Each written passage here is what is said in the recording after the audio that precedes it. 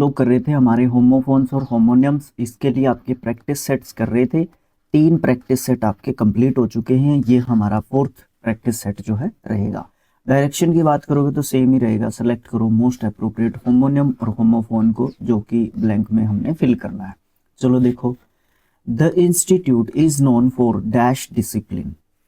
Marked, marked मतलब चिन्हित करना, चिन्हित करना, ठीक है। मार्जिनल, मार्जिनल का मतलब आपको देखने को मिलता है कई मतलब हो सकते हैं इसके। सीमांत हो सकता है, किनारा हो सकता है, ठीक है, किनारे पे हाशिए पे कोई चीज़ है, ठीक है।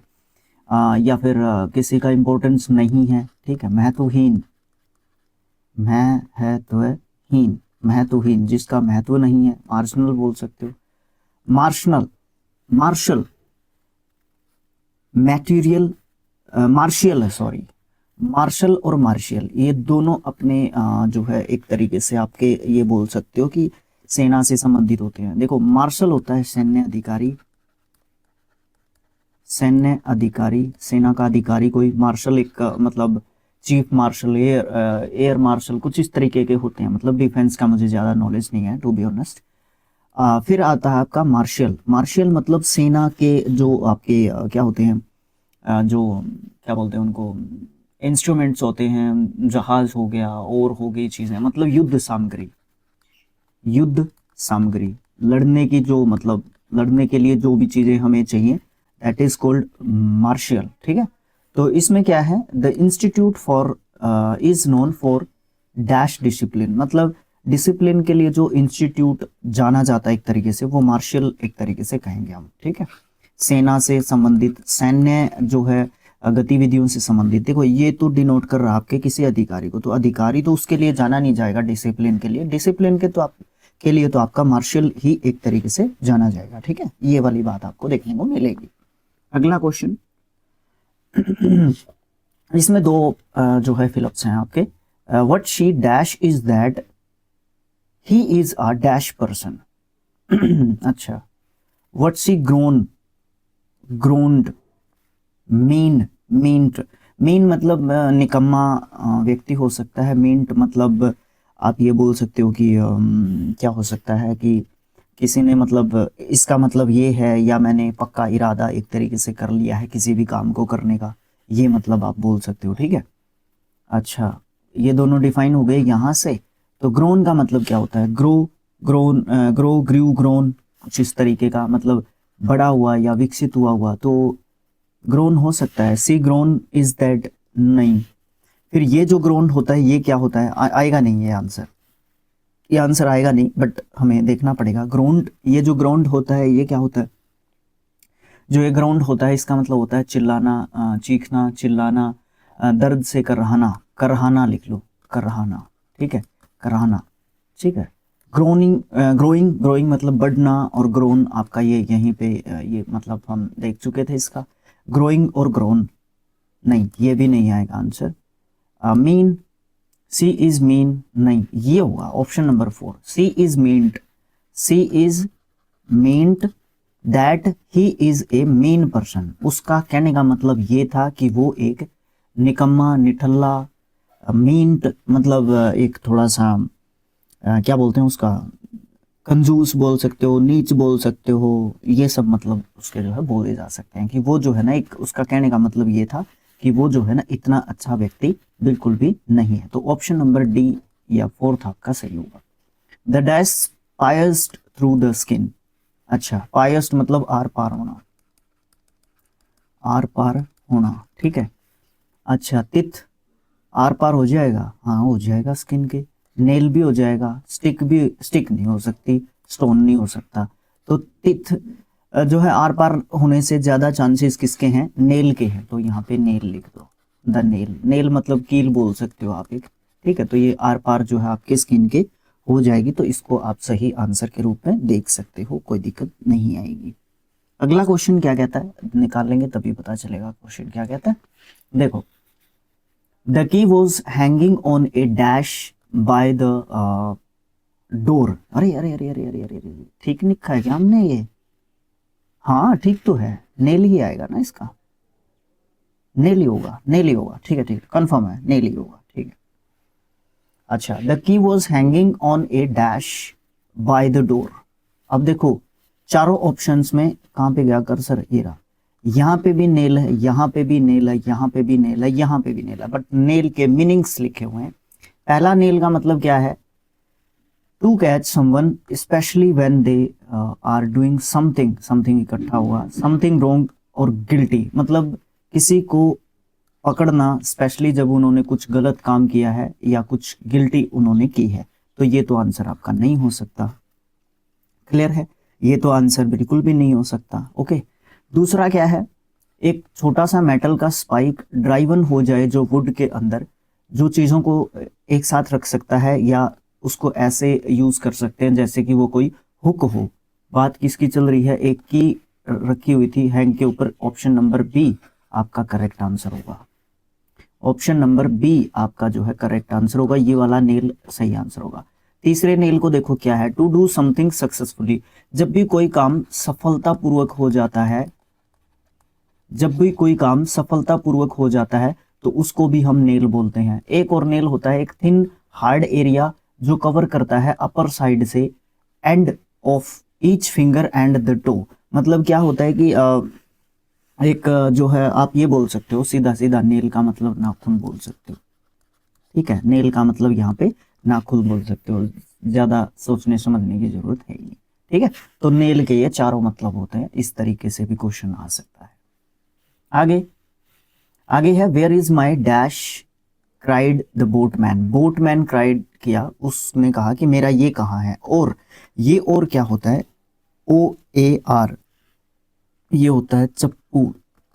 चप्पू क्या होता है, नाव चलाने के लिए जो एक को डंडा सा यूज किया जाता है ना पानी में लगाने वाला, ठीक है। पतवार बोलते हैं क्या इसको हिंदी में, पतवार भी बोलते हैं शायद। चप्पू और पतवार मुझे बताएं ज्ञानी लोग कमेंट में आके कि भाई ये दोनों बात सेम ही होती हैं, चप्पू और पतवार। पतवार भी सुना है मैंने नाम होता है, यही आएगा आपका आंसर, यही आएगा, ऑप्शन नंबर ए ही सही होगा। ये और होता है, ये ओवर होता है, OVER, ओवर मतलब किसी के ऊपर से कोई चीज गई। ओट ये अनाज होता है, एक ओट, ठीक है। Okay, the amount, the annual annual annual annual extraction निकालना of this dash cost around 10 million है क्या, 10 मिलियन डॉलर्स, ठीक है। तो ये और ये और ये और ये आग, आग मतलब आपका क्या देखने को मिलता है, ये एक आर्क है, चाप, आर्क मतलब चाप बोल सकते हो, ठीक है। ओके, या गोल गोल गोल जो रेखा होती है आपकी वो आर्क होती है, चाप बोल के चलो इसको, ठीक है। बाकी तीनों उसमें ऊपर वाले में भी आगे। तो अनाज की बात हो रही है तो ये वाला और कह दो, ठीक है ना, ऑप्शन नंबर बी वाला और जो है आप कह सकते हो। You need to dash your year in the designated area, park, car की बात कर रखी है तो पार्क करने की बात कही है। You need to park, you need to park your car at the designated area, ठीक है। आपको जरूरत होगी डेजिग्नेटेड एरिया में पार्क करने की। टुक आप जानते हैं, स्टैंड आप जानते हैं, पुट की जरूरत नहीं है मुझे बताने की, सारे के सारे वर्ब्स हैं क्योंकि वर्ब की वहां पे जरूरत थी, 2+ के वर्ब की फर्स्ट फॉर्म वहां पे बन रहा था अपना आंसर, ठीक है।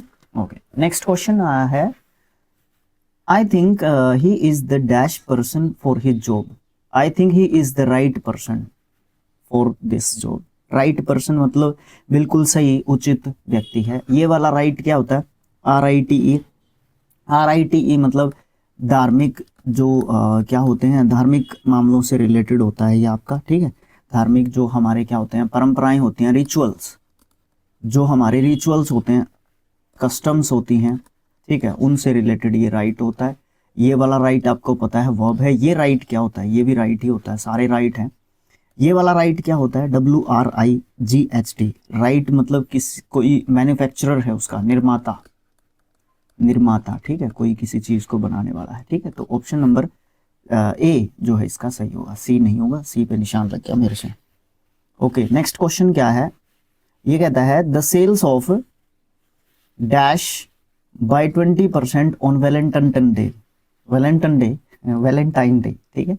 वैलेंटाइंस डे को जो सेल है वो 20% बढ़ जाती है। अब यहाँ पे एक चीज देखो, कोमा है, यहाँ पे दो लिखे हुए हैं आपके वर्ड्स, यहाँ पे कोमा है, एक वर्ड यहाँ पे आएगा, एक यहाँ पे आएगा, ये ध्यान रखना। रोजेज, रोज, ये प्लूरल फॉर्म है, ये सिंगुलर फॉर्म है। पियर और पेयर, पेयर मतलब जोड़ा होता है, पियर का मतलब नाशपाती आपका होता है, ठीक है। रोल और रोल्ड, रोल एक जो है आपका क्या बोलते हैं, रोटी भी हो सकती है और लपेटना भी हो सकता है। मैं इसका लपेटना कह देता हूँ, ये लपेटने की सेकंड फॉर्म आप बोल सकते हो। या रोल करके हम जब किसी चीज़ को लुढ़का के जाते हैं, लुढ़काना भी बोल सकते हो आप इसको, या लुढ़काया कह दो, रोल अलग अलग मतलब हो सकते हैं। डेट्स और डेटेड, डेटेड आप सेकंड फॉर्म बोल सकते हो और पुराना भी बोल सकते हो। डेट्स आप जो है डेट खजूर को बोलते हैं डेट, और दिनांक को भी डेट बोलते हैं। तो वो डिपेंड करता है कि ज़रूरत किस चीज़ की है, वो वाली बात भी है। सारे ऑप्शन डिफाइन हो गए। अब देखो आंसर क्या निकालना पड़ेगा फिर मुझे इसमें से। वैलेंटाइन टन की बात कर रखी है तो रोजेज और रोज आ जाएगा। यहाँ पे तो आ जाएगा रोजेज और यहाँ पे आ जाएगा रोज। सर फिट करके दिखाओ। द सेल्स ऑफ रोजेज, जो सेल्स है रोजेज की, रोज हो जाती है, उठ जाती है। यहाँ पे आपका ये रोज है ना, राइज, रोज, राइजन, कुछ इस तरीके का फॉर्म होता है वर्ब का। रोज उठ गई 20% on Valentine's day. Valentine's day के दिन पता है वो एक फुकरापंथी होती है एक तरीके की, ठीक है, वो होती है। वैसे कहना नहीं चाहिए मुझे फुकरापंथी, मैं अपना शब्द वापस लेता हूँ, ठीक है। Which dash does the minister take to reach the assembly. सबके अपने अपने मतलब सोच होती है, चीज़ें होती हैं ना, तो रिस्पेक्ट करना चाहिए हर चीज़ को। I feel very sorry and regretted जो भी मैंने वर्ड्स यूज़ किए, ओके। अगर किसी को हर्ट हुआ है असली में तो। विच डैश डज द मिनिस्टर, कौन सी डैश जो है मिनिस्टर ने रीच किया असेंबली के लिए, मतलब रूट, ये तो जड़ होती है रूट, ये रियोट होती है आंदोलन, आंदोलन बोल सकते हो। एक क्या होता है वो रिबेलियन का होता है, एक संघर्ष बोल सकते हो, क्या क्या कहोगे रियोट को, ठीक है। दंगा बोल सकते हो, ठीक है, और भी बहुत सारे मतलब बोल सकते हो। रोट, ROT, इसका मतलब होता है सड़ना, ठीक है।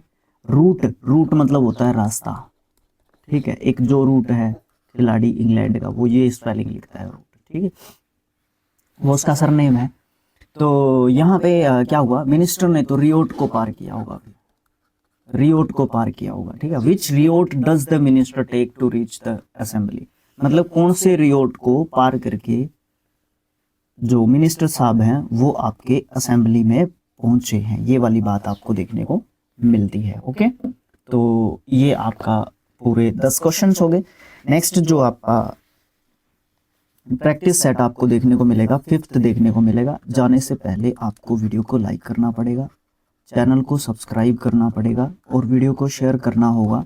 कमेंट बॉक्स में आप लोग तारीफ कर सकते हो। क्वेश्चन तो आई थिंक मैंने आज आपसे कोई पूछा नहीं है, तो आप लोग की मर्जी है, आप लोग कर सकते हो ऐसा, ठीक है। Okay, thanks for watching, thank you so much. मिलेंगे नेक्स्ट जो आपका पार्ट होगा, पार्ट 5th, 6th और 7th आएगा, फिर आपका कंबाइंड आ जाएगा। जिस तरीके से आपके 550, 400, 450 आपके एक वीडियो में डाले हैं, सेम इनको 70 क्वेश्चंस को भी डाल देंगे। आप लोग लगे रहें, हम भी लगे रहेंगे। Okay, thanks for watching.